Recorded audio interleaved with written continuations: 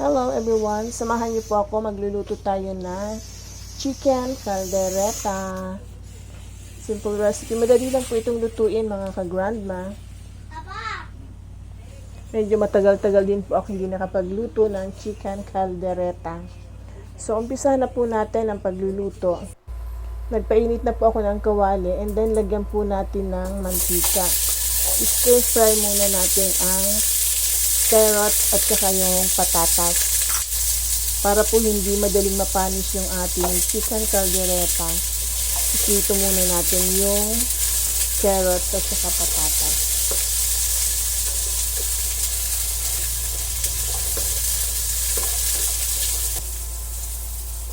So this time po hanguin na natin and then set aside muna natin dahil magigisa po tayo ng sibuyas at bawang.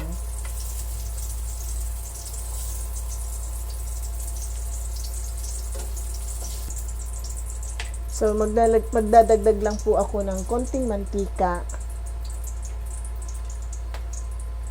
Same pan din po ang ginamit ko. Hindi na po ako nagpalit ng kawali. Ngayon po igigisa natin ang sibuyas at bawang.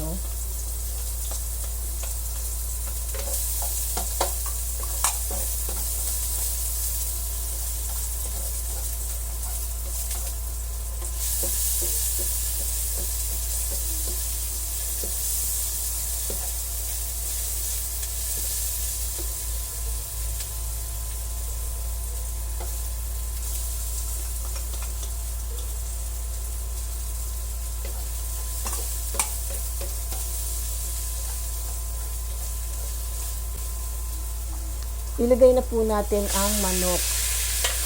Igisa din po natin yung manok. Igisa po natin ng maigi.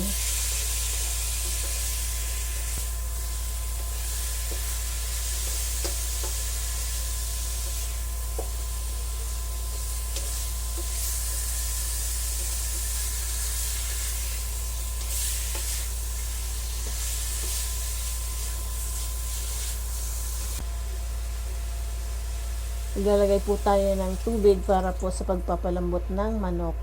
And then tatakpan po natin, hayaan po natin kumulo para po maluto yung manok.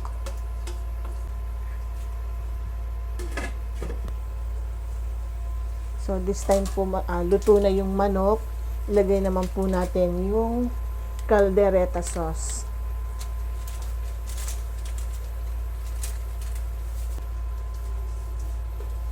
Haluin lang po natin ng maigi para hanggang sa matunaw po yung caldereta sauce. Ngayon maglalagay po tayo ng liver spread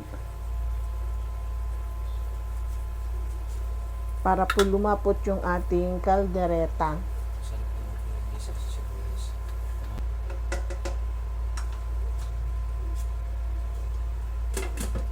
So takpan po natin at lutuin po natin ulit ng ilang minuto pa.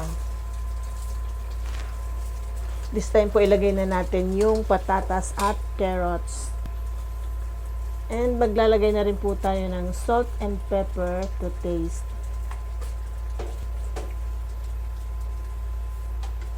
Mix lang po natin hanggang sa mag-combine lahat ng ingredients.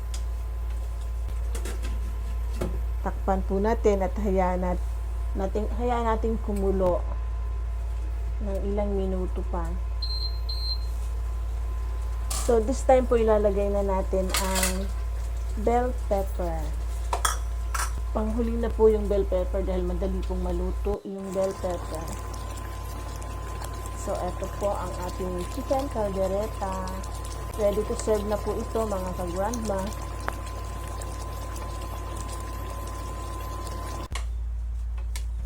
So this time po magpi-plating na si grandma.